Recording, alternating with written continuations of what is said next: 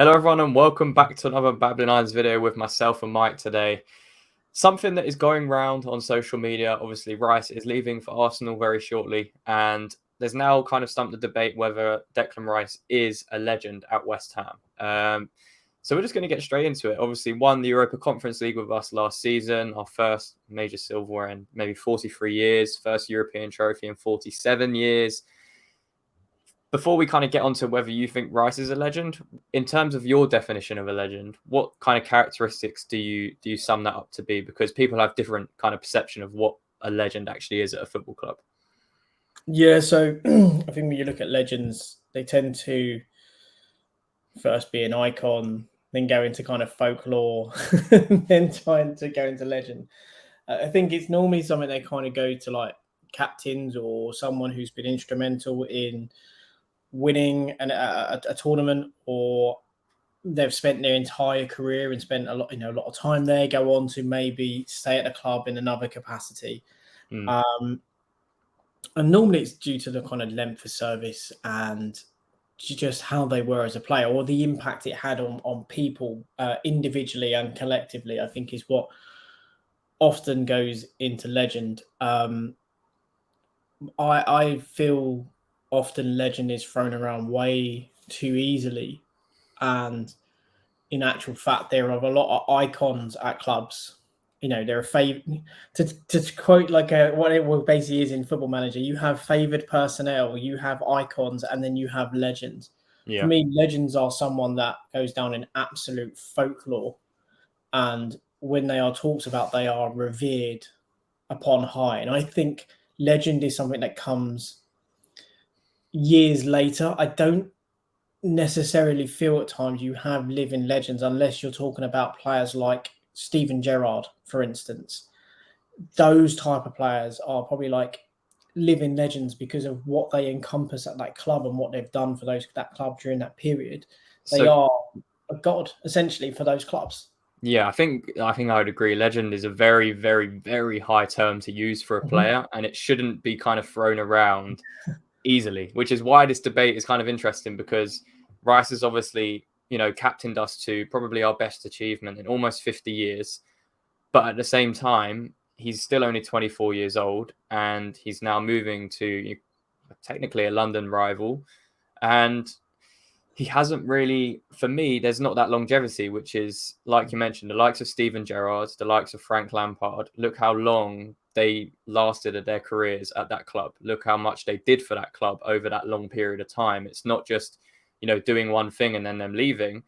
They did it consecutively over a long period of time. And there's not many other players in their history that have done that, which is why they kind of constitute a legend. So I guess for you, what is the most the devil's advocate side of that is that they were at successful clubs. So yeah, it's easier if you are a top player to have that longevity because of you are the top player, you are a but team. again, the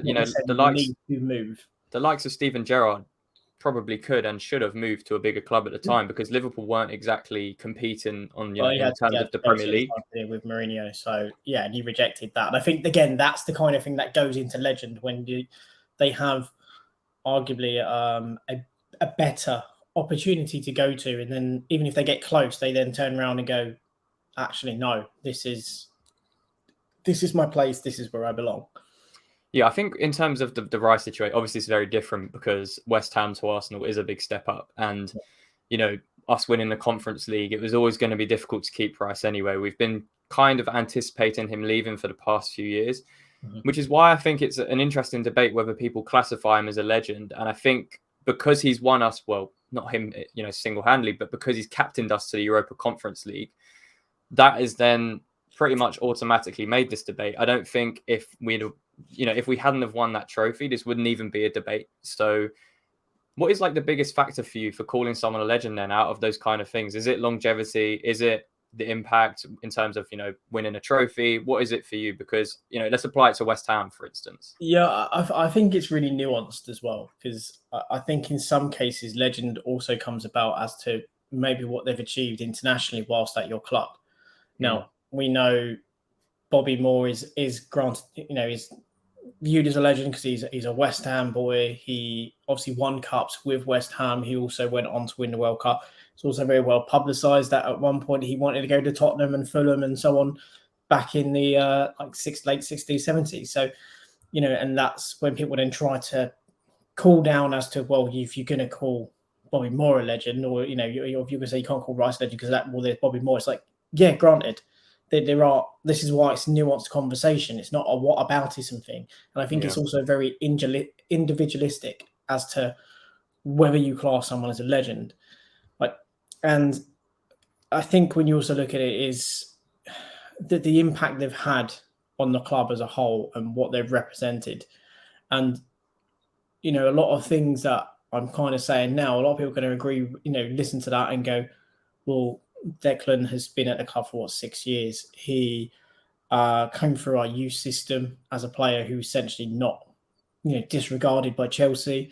Yeah, he's ingratiated himself into the fans. Has developed brilliantly, done incredibly well for England. Got to a final with England, obviously didn't win it, and obviously been our captain for the last kind of 2 years, whilst Mark Noble was eventually phased out, and now he's gone on to get a trophy, so he has that kind of accolade to his name. So in many ways, much of the criteria you would also suggest is there for a legend kind of thing. I wouldn't personally class that because, again, I think there's an additional longevity to it beyond that. And I think also legends, sometimes you have to kind of transcend slightly what it is. Like the likes of Bobby Moore, they were the epitome of what the East End was. He was West Ham captain from an incredibly young age, much younger than Declan. He was deemed as the best defender in the world. Pele, for instance, saying, and made like 600, I think 647 appearances for West Ham. Exactly. He makes that. Declan's only had 200 appearances for West Ham. I know it's a different era, but again, when we're talking about legend, people may not go, "Oh, Frank Lampard Senior." I don't think he's a legend. But it's like he was one of the record holders for appearances for West Ham until basically like Mark Noble come around. We got up there. Got Billy Bonds as well. These people were at West Ham through thick and through thin, through relegation, through promotion, and they would have had opportunities to go. Now, granted, football was a bit different. You couldn't necessarily leave as freely or have player power as freely. Yeah. However, there's in some ways for some of these players, it's slightly kind of slightly ethereal, slightly kind of otherworldly. And like Bobby Moore has that aura around him, and he went to win the World Cup as West Ham captain. Won the World Cup with Martin Peters. I think the longevity argument of a legend is probably a bit more nullified now in the modern game, just because of how rare it is for a player to stay at one club now. I think it's like you were mentioning, it was a lot easier to stay at one club before. Yeah. Now it's very, very rare. I mean, look at Gundogan as an example. Very recently just won everything with Man City, and now he's gone to Barcelona. Would Man City classify him as a legend? It's an interesting one. I'd be interested to hear their answers. So I think when you look at City, there's probably in the modern legend category, I think he is one of those players that's maybe a bit of an icon or a really well liked player, but I don't think they'll class him as a legend. I think for someone like City, they'll look at the likes of Kompany, Aguero, probably Danny Silva as well. But then what have they done that Gundogan hasn't? That's the thing. Well, the argument is they were there at the start of that progression into what City have now become. They were there for 10 years. They were the staple of that club that everything was built around, and they were the ones that changed the landscape of Man City. And also they've been incredible in terms of with fans and so on. So you can see that in that respect, because they were there at the start, so to speak. And it's now they're at the come to the end of their careers. They're now moving on. Other players are part of the machine, if that makes sense. Yeah. And so in terms of Rice, is he for you as a kind of set answer? Is he a West Ham legend or not for you? At this point, for me, I think he's a very iconic player. I think he's an icon of West Ham. I wouldn't class him as a legend because I love Paolo Di Canio, but I don't even call him a legend of West Ham. For me personally, I'm like, he's a bit of a legend, but he isn't. And when I look at it in kind of those respects, I look at legends at West Ham to be the likes of Sir Trevor Brooking, Bobby Moore to Jeff Hurst, those type of players that have transcended beyond the actual football as well of the club, and they were so synonymous with the club. In years to go by, when Rice is talked about, he's probably not going to be talked about as in what he did at West Ham and his time at West Ham. It's same with the likes of Rio Ferdinand and so on. Fantastic players, but they're not legends at West Ham. They played a lot of games for West Ham, and you could argue, well, they did everything Rice did, bar actually winning a trophy. I think that's the big point, though, isn't it? He's won us a major European competition, and no other he's the only captain, only the third captain to do that. So there's a big argument to say that that alone deserves to be classified a legend. And when we look back on it in say 40, 50 years, it's not going to be remembered for playing 240 games necessarily. It'll be remembered for what he'd done. We may not ever kind of get another trophy again for another 50, 60 years. So then he does kind of fall into that. There's elements about it that will be considered legendary in that, the first captain in 40 odd years to have won a trophy with West Ham, the most expensive defensive midfielder in world football at this point, and a British record. So there are elements that are absolutely legendary. However, like I say, when you talk about West Ham, people go, oh yeah, like Bobby Moore, Jeff Hurst, the players that ring off the tongue. I don't think at this point he's gonna be that player, and that's why for me he's iconic. He maybe had he stayed past this season after winning a trophy and said, you know what, next year I want to go next year. Unless we get Champions League, I want to see what we can actually do here. I want to see how it works with Paqueta. I want to give it one more year. I'm going to be 25 next year. I've still got plenty of time for my peak years. I'll give it one more year at West Ham to see if I can win that and get West Ham into the Champions League. Had he done that, for me, then absolutely, I'm like, what a legend. That he's gone, you know what, I want to leave there. Now, he's leaving on a high. But again, I just find it's iconic. And the reason I find it iconic, I think there's some elements of this transfer that have left a real distaste. And again, I know people might turn around and go, "Well, about like Bobby Moore, for instance, when he was looking to go." I agree, but it is distasteful, and there are elements that come almost close to being tapped up, and we've kind of just accepted it. And if rumours are true, whilst he's still at West Ham, he's going around to Mikel Arteta's house to discuss a move. Yeah. That doesn't sit right for me as a fan, regardless of whether you think he deserves the move or not. And arguably, I would say yes, he deserves to be in a bigger team, but also I also think that that's also bollocks and bullshit, because quite frankly, I think we also deserve to keep him. He deserves to be part of West Ham. He deserves to have a team built around him at West Ham. Yeah, there's always two conflicting. I agree. I think he's on the cusp of being a legend. I think he's very, very close to being there. But from what's happened this summer, I don't disgrudge him for moving at all. I think it's the right thing for him as a player to want to do. But sometimes, like I mentioned it earlier, when you look back on your career, unless he's going to go and win, the major honours, which again is a big question mark as to why I think he should have probably chose Man City over Arsenal. He will look back on probably his West Ham days as his highlight. That's my opinion, just because of how he grew through the ranks, how he came to captain the side, how he won us our first trophy in 47 years in European competition, and just the feeling and the impact he had on us as fans and the reception we always gave him. Will he ever get that again? Absolutely not. It doesn't matter what club he goes to. He will never get that kind of love again. So when he looks back on his career, it will probably be, West Ham that he speaks about the most highly, regardless of what he goes on to win. So for me, I think, like you mentioned, he is very close to being a legend. I just think you can't be classified as a legend if you're leaving at 24 years of age, and there's still room for you to stick around. We've still got Europa League football next season.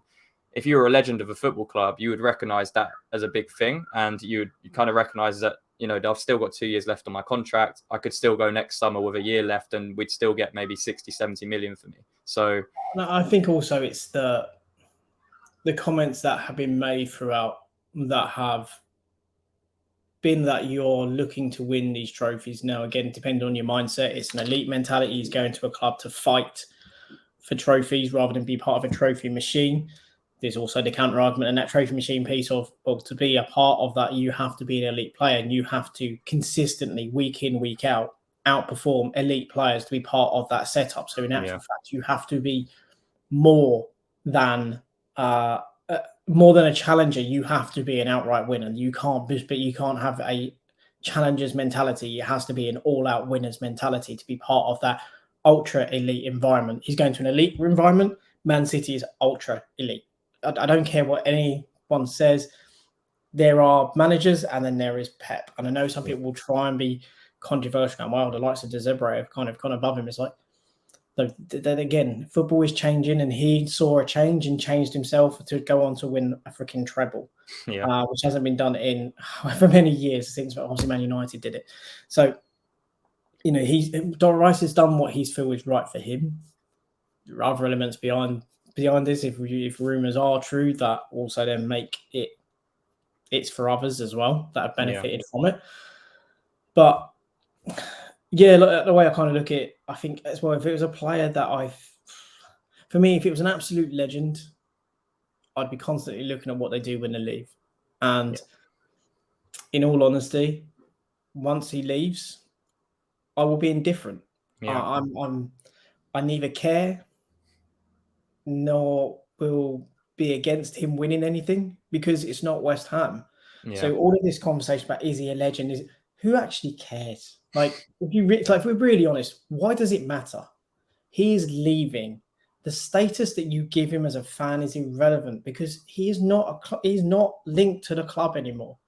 Bar history, he's linked to the club, but in the present future, he's not. So why does it matter what label you give him? You can call him a snake, you can call him a legend, you can call him an icon, you can call him a good lad. It just does not matter, because he doesn't play for West Ham anymore. So whatever label you give him is almost an irrelevance, because it doesn't matter to us as fans, really, because quite frankly, he's not part of West Ham or the West Ham family anymore. When he leaves Arsenal, I slightly disagree with that, because you look at the history. You know, you're going to look back in this. You know, there's going to be generations of West Ham fans. You're going to look back at it. Yeah. Once he walks out the door, he's not part of West Ham. He's not part of the West Ham family. Therefore, I am indifferent and ambivalent to what he does. I think he'll always remain a part. I think he'll always remain a part of West Ham, because he's won us that trophy. In my eyes, not whilst he's playing, because whilst he's, what am I going to do? Oh, there's the ex-West Ham player for Arsenal. Yeah, not while he's currently playing. Yeah, but that's what I mean.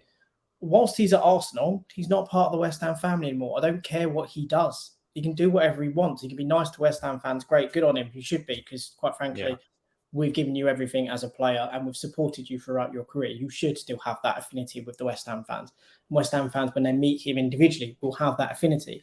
But as a football player, he's not part of the West Ham family once he walks out that door and walks into Arsenal. Once his career finishes, again, be kind of welcome back into it. But, you know, it's how it is. Football is not, you can't really have sentimentality in football. And sentimentality is when you start to get people hung up on labels on a player, or going, oh, look how well they're doing. What if we did? Doesn't matter. They're gone. It's an irrelevance.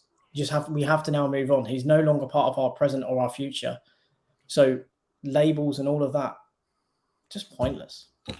Well, on that note, we're going to end it there. But yeah, let us know in the comments whether you think Declan Rice is a legend for you or not, in your opinion. It would still be interesting to hear your thoughts on the whole situation. And yeah, we'll be back tomorrow with another video. Make sure to leave a like on it. As always, subscribe to the YouTube channel. And until next time, Mike, come on, you irons.